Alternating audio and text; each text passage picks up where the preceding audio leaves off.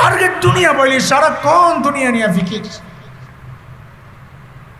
আরে আমি আমার কথাই বলতেছি, আপনারা কষ্ট নিয়েন না। সারা দিনের মধ্যে কতক্ষণ ভাবছেন যে আমি মরে যাব?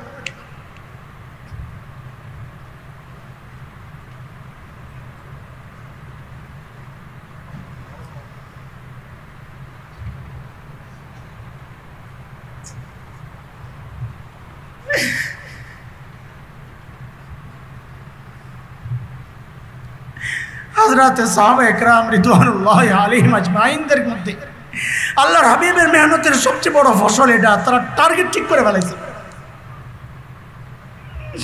আর আমাদের সবচেয়ে বড় ভুল এটা। মানুষের কয়টা ভুলের কথা বলবো বলেছিলাম ইনশাআল্লাহ? হ্যাঁ, 1 নম্বর ভুল হচ্ছে টার্গেট ভুল করে ফেলেছে। বলে না করি নাই, বলে করছি। জীবন তো বলতেছে 24 ঘন্টায় কতক্ষণ আমি সময়ে আমার মালিককে দিছি বলেন? আমি আপনি ছাড়া দুনিয়ার সব মাখলুক মালিককে টাইম দিতেছে।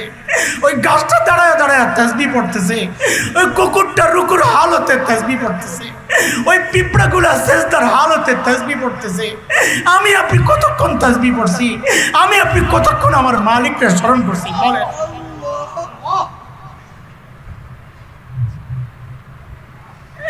এটা আমাদের জীবনের একটা বড় ভুল।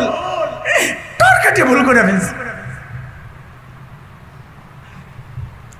সাহাবা একরামের সবচেয়ে বড় সফলতা টার্গেট ঠিক করে ফেলছে।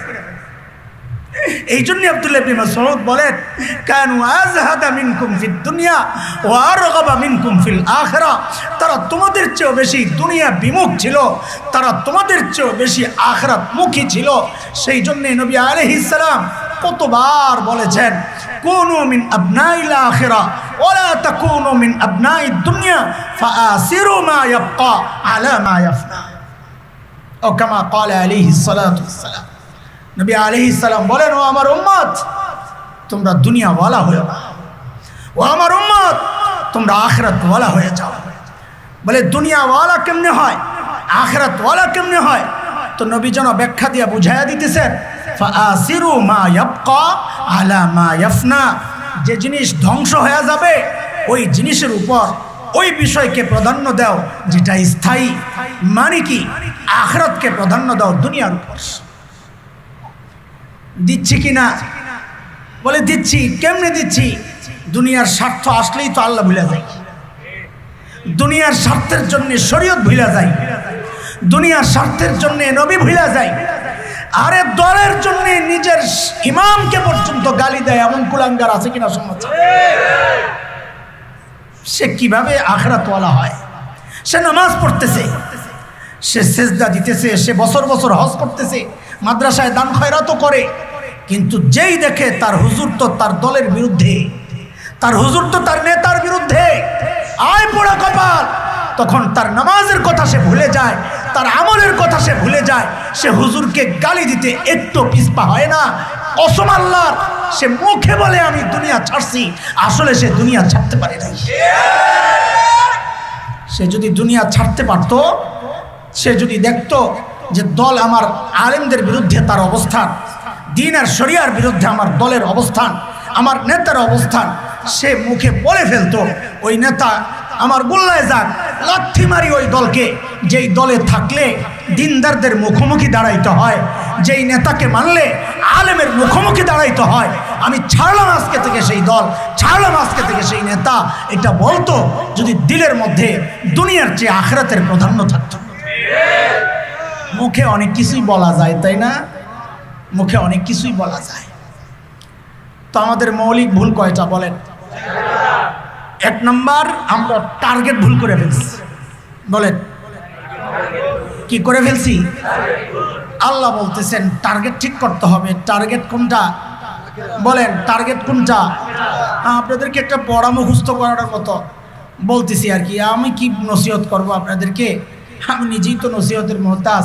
তো আমরা যা শিখছি, আমরা মাদ্রাসায় যারা আমরা পড়ি তারা জানেন যে আমরা ওস্তাদদের কাছে যা শিখি, তো আপোষে এটারে আবার আমরা স্টাডি করি। ইংরেজিতে বলে গ্রুপ স্টাডি, আমরা বলি তাকরার মাদ্রাসাওয়ালারা। আমরা আপোষে বসে এটা আবার আলোচনা করে এটাকে ভালো করে মুখস্থ করি। তা আমিও আপনাদের সামনে আমার ওস্তাদদের থেকে, আমাদের বড়দের থেকে যা শিখছি ওগুলো আপনাদের সাথে গ্রুপ স্টাডি করতেছি আলোচনার মাধ্যমে, যেন আমারও দিলটা ঠিক হয়ে যায়, আপনাদের দিলও ঠিক হয়ে যায়। আল্লাহ তাআলা আমাদের সবাইকে আখিরাতওয়ালা বানায় দেন। হযরত সাহাবায়ে কেরাম রিদওয়ানুল্লাহি আলাইহিম আজমাইন যেভাবে দুনিয়া ছেড়েছেন, দেখেন গল্প আপনারা অনেক জানেন, আমি শুধু প্রসঙ্গে বলা কথাগুলো। সাইয়েদনা আবু বকর সিদ্দিক রাদিয়াল্লাহু আনহু বড় ধনী মানুষ ছিলেন। কি ছিলেন? গরিব ছিলেন না। আবু বকর গরিব ছিলেন না, ধনী ছিলেন। কিন্তু দ্বীনের জন্য, নবী আলাইহিস সালামের জন্য দিতে দিতে দিতে দিতে নাই নিঃস্ব হয়ে গেছে। আর দিছেন কিভাবে জানেন? হায়, আবু বকরের দেওয়ার স্টাইলও ভিন্ন। মসজিদে নববীতে বসে বসে সাইয়েদনা আবু বকর কাঁদতেছেন, দোয়া করতেছেন, কাঁদতেছেন। তো সাহাবায়ে কেরাম তো জানতেন নবী আলাইহিস সালামের খুব প্রিয় মানুষ আবু বকর, সবচেয়ে প্রিয়। সাইয়েদনা আবু বকর সবচেয়ে প্রিয়। আরে কি বলবো, অন্যদিকে জায়গা কথা। দুনিয়ায় তো শাগরেদ বলে আমার এই উস্তাদের আমার উপর অনেক অবদান, বলে না? মুরিদ বলে আমার শায়েখের আমার উপর অনেক অবদান, আমার দুনিয়া, আমার দিল পাল্টাইছে, আমার হালত পাল্টাইছে শায়েখের সহবতে যায়া। সন্তান বলে আমার উপর আমার বাবা মার অনেক অবদান, বলে না? এটা আপনাদের অনেক মুসল্লি বলে আমাদের ইমাম সাহেবের অবদান আমার উপর, তার উসিলায় আল্লাহ তাআলা আমার জীবন পাল্টাইছে, বলেন না? কিন্তু আবু বকর রাদিয়াল্লাহু আনহুর বেলায় আর নবী আলাইহিস সালাম ওস্তাদ শাগরেদ পীর মুরিদ, এই জায়গায় ঘটনা উল্টা। এই জায়গায় ঘটনা উল্টা। আল্লাহ রসুল সাইয়েদনা আবু বকর সম্পর্কে কি বলেন জানেন? ইন্না আমান্নান নাসি আলাইয়া বিমালিহি ওয়া সুহবাতিহি আবু বকর, মানুষের মধ্যে তার মাল আর সঙ্গ দিয়ে আমার উপর সবচেয়ে বেশি দয়া আর ইহসান করছেন আবু। এখানে শাগরেদ বলতেছেন না ওস্তাদের অবদান আমার উপর, এখানে ওস্তাদ বলতেছেন শাগরেদের অবদান আমার উপর। দিতে দিতে কি অবস্থা, দোয়া করতেছেন, কাঁদতেছেন দোয়ার মধ্যে। তো অন্য সাহাবীরা চিন্তা করতেছেন আবু বকর আল্লাহর কাছে কি চাই দিহি, তো আমরাও ওইটা চাইব। অনেকে আমাদেরকে জিজ্ঞেস করে হুজুর কি দোয়া করছেন, মক্কায় যায় কি দোয়া করেন, আমরাও এটা করব। বিশেষ সময়ে কি দোয়া করেন, আমরাও এটা করব। শিখতে চাই, ভালো, এটা ভালো। ওই সাহাবীদের মধ্যে ওই চিন্তা, দিই তো আবু বকর কি দোয়া করে। হায়, কাছে যায় আর শুনে কি আবু বকর দোয়া করতেছে কি, ও আল্লাহ আপনার নবীর দিলের মধ্যে ওই কথাটা আপনি ঢুকাইয়া দেন যে ও আমার হাবিব আবু বকরের কাছে আপনি চাইয়েন না, চাইয়েন না। আবু বকরের মাল রে নিজের মাল মনে করে খরচ করেন, চাইয়েন না। কেন কেন কেন?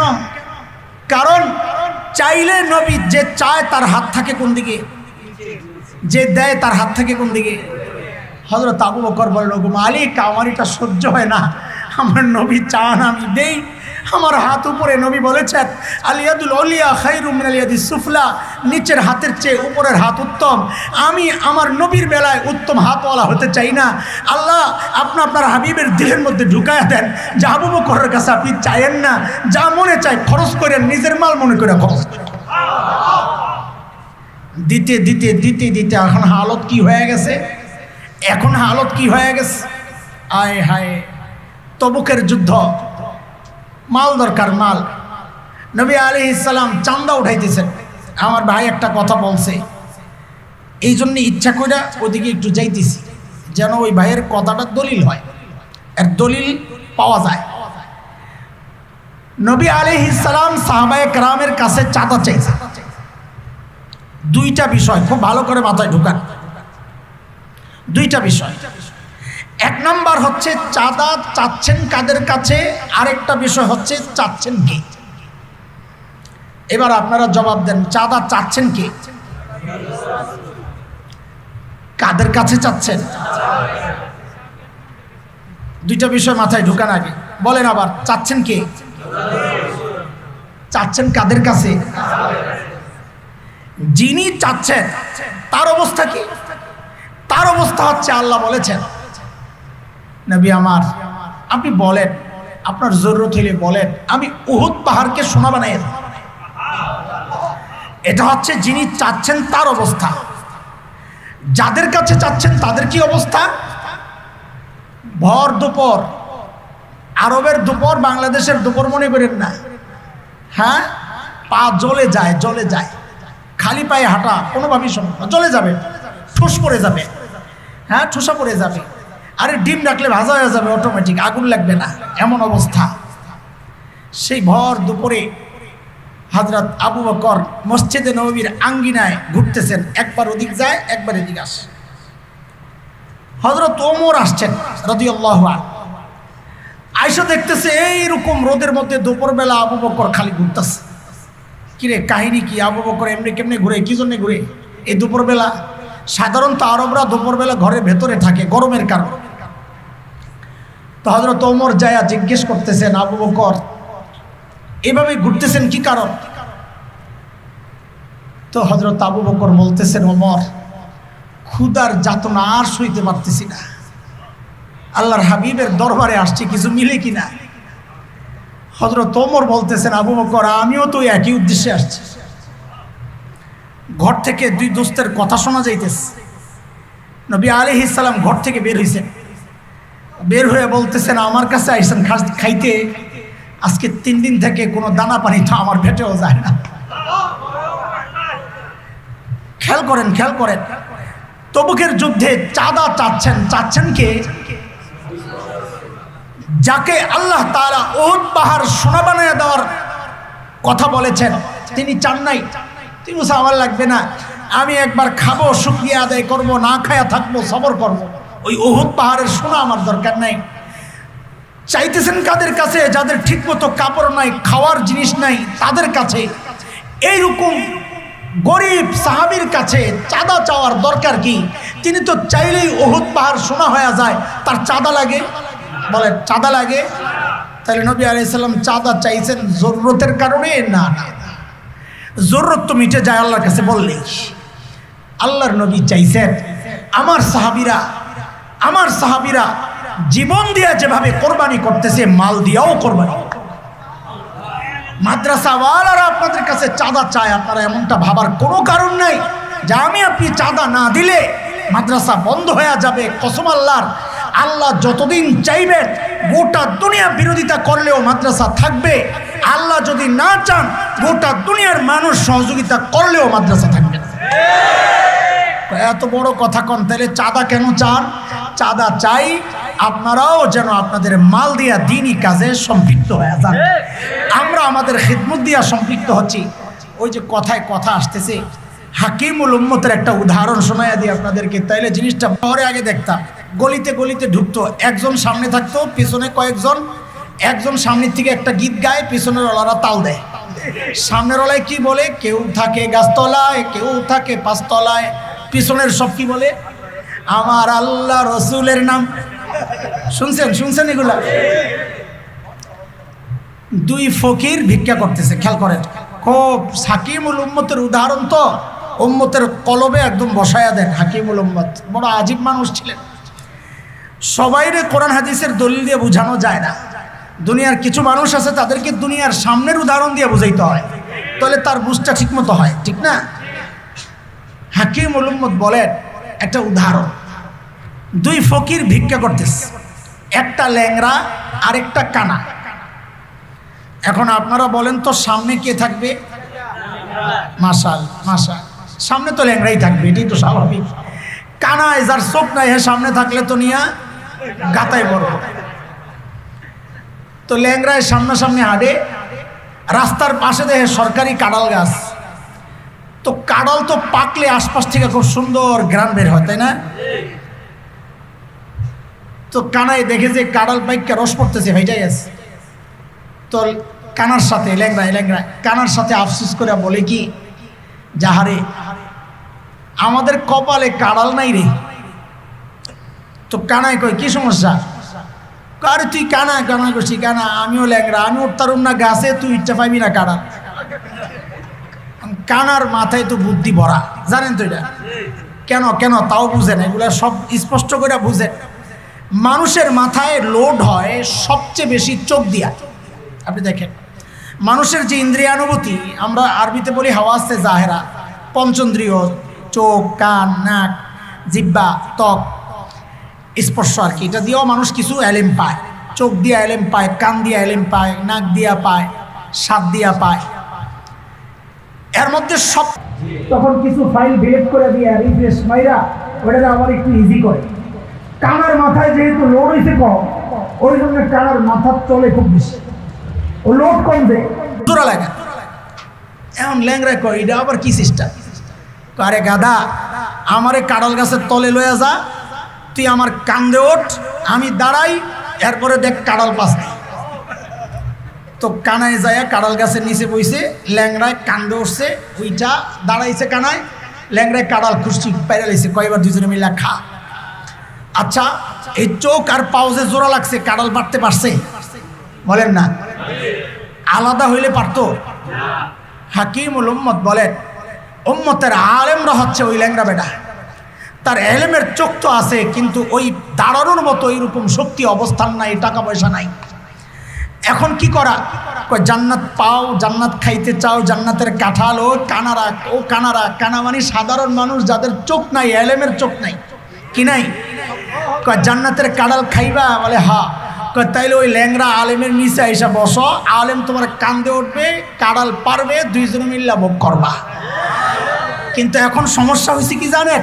সমস্যা হইল ওই কানারা চায় কমিটির নামে আলেমের কান্দে উঠতে, ল্যাংরার কান্দে উঠতে। যত মাদ্রাসায় গন্ডগোল লাগে, গন্ডগোলের পেছনের মূল কারণ এটা। সিস্টেম ছিল কানায় থাকবে কই, কান্দে উঠবে কে? বলেন তো আবার, সিস্টেম ছিল কি? কানায় থাকবে কই, ল্যাংরায় থাকবে, তাইলে কাঁড়াল পারা যাবে। কিন্তু এখন মাদ্রাসাগুলোতে, মসজিদগুলোতে গন্ডগোল লাগার কারণ কি জানেন? এই দুনিয়ার কানারা চায় এই ল্যাংরা বাড়ার এমনি পাও না এর কান্দে উঠতে, তখন নিজেও মরে, হুজুরেও মারে, মাদ্রাসাটা বন্ধ হয়ে যায়। আরে কথা বুঝতেছে? কথা বুঝতেছে? এই জন্য আলেমদেরকে কান্দে নিতে রাজি আছি তো কানারা, কথা কর।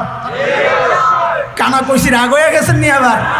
হ্যাঁ, কানারা যতদিন আলেমদেরকে কান্দি নিয়ে, এই চোখ কলা ল্যাংরারে কান্দি নিয়ে যতদিন চলবে, মাদ্রাসাও ততদিন উপরের দিকে উঠতে থাকবে ইনশাআল্লাহ। রাজি আছি ইনশাআল্লাহ। দেখা যাবে কানারা রাষ্ট্রে কি করেন ল্যাংরার সাথে। আমি পরে আসতেছি আবার কাঁঠাল খাইতে ইনশাআল্লাহ। আমাদের মৌলিক ভুল কয়টা বলেন?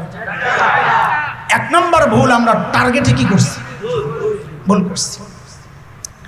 দুই নম্বর ভুল মানুষের, সাধারণ মানুষের, আমাদের সবার, প্রায় সবার। দুই নম্বর ভুল হচ্ছে দুইটা জিনিস। একটা হচ্ছে মাদ্দা, আমরা আরবিতে বলি মাদ্দা, বস্তু। আরেকটা হচ্ছে রূহ, ভেতর। দুনিয়ার মানুষের মেহনত হচ্ছে বস্তু নিয়ে, বস্তুবাদী মানুষ। কৃষি গবেষণা ইনস্টিটিউট হয়, ধান গবেষণা আছে না? কি তাদের কাজ কি? এই ধান আরো বেশি কিভাবে ফসল আসবে, ফলন বেশি হবে, এটা নিয়ে তাদের গবেষণা। আম গবেষণা, 10 বছর আগে কয় আইটেমের আম খাইছেন, এখন দেখি আমের সিজনই যায় না। কথা কর না, আমের সিজন যাইতেই চায় না। কিরে ভাই, ঘটনা কি? একটার পর একটা কালার পাল্টায়, সাইজ পাল্টায়, আম চালু আছে। হ্যাঁ, অথচ 10 বছর আগে আমের সিজন যাইতো 1 মাসে। হ্যাঁ, এখন সিজনই যায় না। কারণ কি? গবেষণা করে করে করে করে করে করে তারা অনেক রকমের আম বাইর করছে। গত কয়দিন আগে একজনে দেখাইলো যে আগস্টে পাকবে এমন একটা নতুন আম বাইর করছে। মানে আপনাদের পুরো আগস্ট আম হয় না, সারা বছরই এখন এরা চাষ করতেছে। হয় বস্তুর ওপর গবেষণা চলতেছে। মাছের গবেষণা, মাছ। আরে আমার এক মসজিদে মুসল্লি আছে, তার কাজ ছিল ইলিশ নিয়ে গবেষণা। ওই যে একটা নির্দিষ্ট টাইমে ইলিশ না ধরার যে সরকারের সিদ্ধান্ত, এটা তার গবেষণার ফসল, যে তখন ইলিশ ডিম ছাড়বে, ওই সময় ধরা যাবে না, ডিম ছেড়ে চলে যাক, তারপরে ধরুক। এটা তার গবেষণা। তাকে নেওয়ার জন্য জাপান থেকে আসছে লোক, তাকে নিয়ে যাবে জাপানে। কেন? যে ওরা ওকে দিয়ে ওখানে ইলিশ মাছের চাষ করাবে, মজা পাইছে খাইয়া। দেখেন না কত গবেষণা মানুষের বস্তুর মধ্যে। এই আমার সামনে একটা ফুল গাছ, এখন কত গবেষণা বের হয়েছে জানেন আপনারা? ছোট্ট টবের মধ্যে গাছ ওঠাবে, এই গাছ বড় হবে না, এটা কি সিস্টেমে বানায়? এটা আস্তে আস্তে ছড়ায়, মোটা তাজা হয়, কিন্তু বড় হয় না। বনসাই বনসাই লক্ষ লক্ষ টাকার দাম এরকম গাছও আছে। গবেষণা করে ঘরের মধ্যে রাখার জন্য এই গাছ ছাদে চাষ হচ্ছে, সব ফল ফলাদির চাষ হচ্ছে। এখন অনেক সিস্টেমও বের হয়েছে, ছাদে কৃষি কাজ যদি হয় তো ট্যাক্স কমায় দেয় সরকার, উৎসাহিত করতেছে ছাদকে কৃষিকাজের জন্য বাড়ানোর জন্য। কত গবেষণা মানুষের। আমার বলার উদ্দেশ্য, আমেরিকাতে এমন এমন গবেষণা হচ্ছে বস্তু নিয়ে, বস্তুর গবেষণা, যে তারা শূন্য এখন ফল গাছ উঠাইতে চেষ্টা করতেছে, মাটি ছাড়া পানির মধ্যেই ফল গাছ উঠাবে, এই গবেষণা চলতেছে। আরে এখন তো আমরা আপনারা প্লেন দিয়ে চলি, তাই না? আমেরিকায় যাইতে কত 18-20 ঘন্টা লাগে, তাই না? এখন গবেষণা চলতেছে যে কি করে আধা ঘন্টার মধ্যে দুনিয়ার এক প্রান্ত থেকে আরেক প্রান্ত যাওয়া যায়। আমরা এখান থেকে আমেরিকা যাই, আমাদের লাগে হচ্ছে 18 থেকে 22 ঘন্টা, যাই লাগে বিমান হিসাবে, মানে 18-20 ঘন্টার মধ্যে আমি দুনিয়ার অর্ধেক পার করতে পারি। এখন তারা চাইতেছে এটার সময় কমাইতে। সময় কেমনে কমাবে? এই প্লেন যেটা চলে এটার স্পিড তো আর বাড়ানো যাবে না, 500, 600, 700 কিলো স্পিডে চলে। কেন? তার চেয়ে বেশি বাড়াইলে যেই জায়গা দিয়ে চলে ওখানের যে আবহাওয়া, উপরের অংশ টেম্পারেচার বেড়ে যাবে, আগুন লেগে যেতে পারে এর চেয়ে বেশি স্পিডে গেলে। করা যায় কি? করা যায় হলো মহাশূন্যে চলে যাও, মধ্যাকর্ষণ শক্তি যেই পর্যন্ত আছে সেখানে কিচ্ছু করা যাবে না। সেখানে নিচের দিকে আকর্ষণ আছে, মাটির নিচে আল্লাহ এমন জিনিস রাখছেন যে দুনিয়ার যা আছে সব ওদিকে টানে, নিচের দিক থেকেও টানে, উপরের দিক থেকেও টানে। মধ্যাকর্ষণ শক্তি যেটাকে বলে টানে। এই জন্যে আমাদের অনেক বুজুর্গরা এইভাবে বলেছেন, কারণের ধন কিয়ামত পর্যন্ত খালি ডুবতেই থাকে। একটা কথা শুনছেন না? ডাবতেই থাকবে, ডাবতেই থাকবে। বলে কি জন্যে? এত বছর ধরে ডাবতেছে, দুনিয়ার আরেক প্রান্ত দিয়ে বাইরে হয়ে যাওয়ার কথাটা। আমাদের সোজা নিচে ক্যালিফোর্নিয়া, আমেরিকার একটা শহর, আমাদের নিচে তো কারণের ধন ডাবতে ডাবতে তো নিচে চলে যাওয়ার কথা। বলেন না আপনারা? যায় না কেন? ওই যে জমিনের ঠিক মাঝামাঝি মধ্যাকর্ষণ শক্তি টানতে টানতে যত নিচের দিকে যায় তত স্পিড বাড়তে থাকে, ওটা টানতে থাকে। এমন জোরে একটা সময় যায় আর টান দেয় নিচের দিকে, জায়গা যাওয়ার পরে ওটা আবার টান দিয়ে উপরের দিকে উঠায় না, এটা আবার উপরের দিকে উঠে যায়, আবার মাঝখানের মধ্য শক্তি টেনে টেনে এটা আবার নিচের দিকে নেয়, আবার নিচে চলে গেলে আবার টাইনা উপরের দিকে ওঠায়। এভাবেই ওঠানামা চলতেছে। একবারে নিচে কেমনে যাবে আমি বুঝাইতেছি। এই মধ্যাকর্ষণ শক্তির কারণে এর চেয়ে বেশি স্পিডে প্লেন চলা সম্ভব না। এখন ওরা গবেষণা করতেছে যে এই মধ্যাকর্ষণ শক্তি পার হইয়া মহাশূন্যে চলে যাবে, ভারহীন জায়গা যেখানে বস্তু আর ভার থাকে না। দেখেন না চাঁদে যারা যায় দেখছেন নি, এরা স্থির দাঁড়াইতে পারে না, শূন্যের মধ্যে খালি এমন বেলুনের মতো খালি এমন এমন করে, দেখছেন না? কেন? ভার নাই, যে ভার নাই, এখন ভাসতেছে, পানির মতো ভাসতেছে। তো তারা গবেষণা বের করতেছে যে এমন এক যান বের করবে যেটা সোজা উপরে চলে যাবে, ওখান থেকে যখন মধ্যাকর্ষণ শক্তি পার হইয়া মহাশূন্যে যখন চলে যাবে, ওখান থেকে দুনিয়ার আরেক প্রান্তে যাওয়া মিনিটের ব্যাপার, এত ঘন্টা থাক দূরের কথা, মুহূর্তের মধ্যে দুনিয়ার এক প্রান্ত থেকে আরেক প্রান্ত চলে যাবে। মানুষের গবেষণা কোন পর্যন্ত চলে গেছে? চাঁদে তো গেছে, আরও উপরে যাইতে চাইতেছে, চাঁদে প্লটও বরাদ্দ দেওয়ার চিন্তা ভাবনা চলতেছে। শুনছেন না আপনারা? কত বড় মাথা মোটা দেখেন। কিন্তু আল্লাহ তাআলার চাওয়া ছিল এই বস্তুর মধ্যে মেহনত, এটা আল্লাহর চাওয়া ছিল না। আল্লাহর চাওয়া ছিল রোহের মধ্যে মেহনত করা। সমস্ত আম্বিয়া আলাইহিস সালামের মেহনত ছিল রোহ নিয়া। আমার নবী সাল্লাল্লাহু আলাইহি ওয়াসাল্লাম দুনিয়ার সবচাইতে শ্রেষ্ঠ মানুষগুলোরে রেখে গেছেন না সাহাবায়ে কেরাম? নবীদের পর সর্বশ্রেষ্ঠ মানুষ কারা? কারা? সাহাবায়ে কেরামের মধ্যে একজন কি ছিলেন যিনি দুনিয়ার সর্বশ্রেষ্ঠ বিজ্ঞানী? বলেন, ছিলেন? কারণ নবী আলাইহিস সালামের মেহনত তো ওই জায়গায় ছিল না, মেহনত ছিল দিলের মধ্যে। এই জন্যে সর্বশ্রেষ্ঠ বিজ্ঞানী নবী আলাইহিস সালাম রেখে যান নাই, সর্বশ্রেষ্ঠ মুত্তাকি দুনিয়ায় রেখে গেছে। বলে সর্বশ্রেষ্ঠ মুত্তাকি, তার প্রমাণ কি? সাহাবায়ে কেরাম দুনিয়ার সবচাইতে শ্রেষ্ঠ মুত্তাকি, তার প্রমাণ কি? প্রমাণ হচ্ছে আমার আপনার তাকওয়ার গ্যারান্টি তো আমার বউই দেয় না, আমার আপনার তাকওয়ার গ্যারান্টি তো আমার পাশের মানুষটাই দেয় না, অথচ আল্লাহর নবীর সাহাবীদের তাকওয়ার গ্যারান্টি স্বয়ং আল্লাহ তাআলা দিয়েছেন। উলাইকাল্লাযীনা ইমতাহানাল্লাহু কুলুবাহুম লিত্তাকওয়া লাহুম মাগফিরাতুন ওয়া আজরুন আযীম। সাহাবায়ে কেরামের তাকওয়ার গ্যারান্টি দিয়েছেন কে? আল্লাহু আকবার। কেন? কারণ কার ছাত্র দেখতে হবে না। এই জন্য সাহাবায়ে কেরামকে ছোট করা, সাহাবায়ে কেরামের সমালোচনা নিষেধ। কেন? আরে এটা ওস্তাদের উপরে পড়ে মিয়া, তুমি বুঝো। হ্যাঁ, আমাদের যখন আমরা শুনি আল্লামা তকি ওসমানীর ছাত্র, আমাদের মুফতি আব্দুল মালিক সাহেব হাফিজাহুল্লাহর ছাত্র, আমরা মাদ্রাসাওয়ালারা এটা বুঝি, আপনারা এটা বেশি একটা বুঝবেন না, তখন আমরা সবাই তার দিকে সমীহের নজরে তাকাই। তকি ওসমানী সাহেবের শাগরেদ, তার মানে ওস্তাদ যেহেতু বড় তো শাগরেদও বড়। সাহাবীদেরকে ছোট করতে চাওয়া মানে নবীকেই ছোট করতে চাওয়া। কেন? যে আল্লাহর নবীর তরবিয়ত ঠিক মতো হয় না, এই জন্য তারা ভুল করছেন, নাউযুবিল্লাহ। এই জন্য সাহাবীদের ভুলও ধরতে নাই, কারণ আল্লাহ তাআলা ভুল যদি কিছু হয়েও থাকে আল্লাহ তাআলা তাদেরকে ক্ষমার ওয়াদা করছেন। কেন? এটা সব কিছুর মূলে এটাই যে আল্লাহর নবী বস্তুর উপর মেহনত করতে শেখান নাই, আল্লাহর নবী রুহের উপর মেহনত করেছেন। এই জন্য তাদের রুহ তো শক্তিশালী হয়েছে, বস্তুকে নিয়ে এত গবেষণার সময় তাদের ছিল না। আজকের দুনিয়ার দ্বিতীয় ভুলটা হচ্ছে এটা, রুহের মধ্যে মেহনত করা বাদ দিয়া বস্তু নিয়ে মেহনত শুরু হয়ে গেছে। এই জন্য দুনিয়ার সবচাইতে শিক্ষিত মানুষ, সবচাইতে সভ্য মানুষ যারা নিজেদেরকে মনে করে, ওই পাশ্চাত্যের মানুষগুলো, আমেরিকার কথাই বলি, 2-3 মিনিটের জন্য বিদ্যুৎ চলে গেছিল, ইতিহাস সাক্ষী। কয় মিনিটের জন্যে? আমাদের তো মাঝে মাঝে আসে, তাই না? কারেন্ট তো এখন আর যায় না। এখন কি আপনাদের আমাদের এই সমস্ত অঞ্চল এখন ভালো অবস্থা, মাঝখানে তো খুব কঠিন অবস্থা গেছে।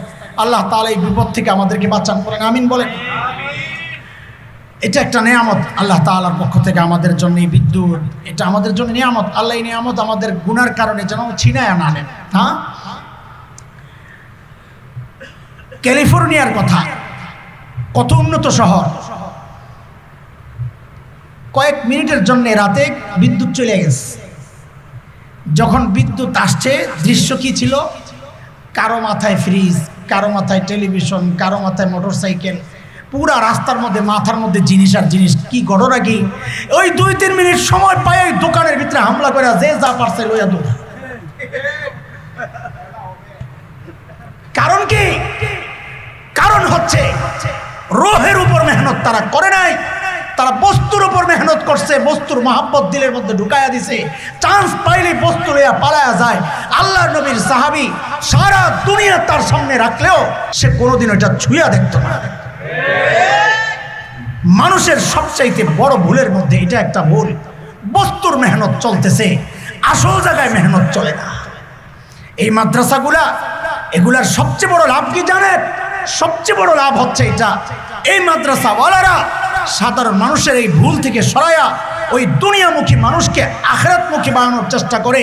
ওই বস্তুর পেছনে মেহনত না করায়া তারা রুহের পেছনে মেহনতের ব্যবস্থা করে। এটা হচ্ছে এই মাদ্রাসাগুলোর মূল। কয়টা গেল? মুখস্থ হয়েছে নি পড়া?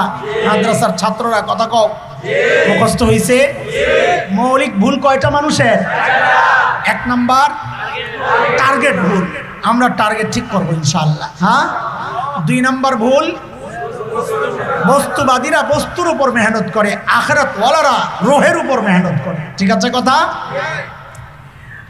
মানুষের মৌলিক ভুলের মধ্যে 3 নাম্বার ভুল হচ্ছে, ওই হিন্দিতে বলে বা উর্দুতে মন আর তন, শুনছেন না শব্দ? মন তন মন, আমরাও বাংলায় বলি তন মন।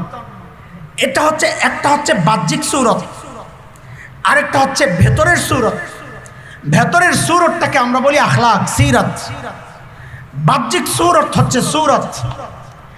মানুষের মৌলিক ভুলের মধ্যে তৃতীয় আরেকটা মৌলিক ভুল হচ্ছে, মানুষ যেটা মাখলুক দেখে, মাখলুক আমার ভেতর দেখে না বাহির দেখে? যেটা মাখলুক দেখে ওইটাকে সাজানোতে সে ব্যস্ত থাকে।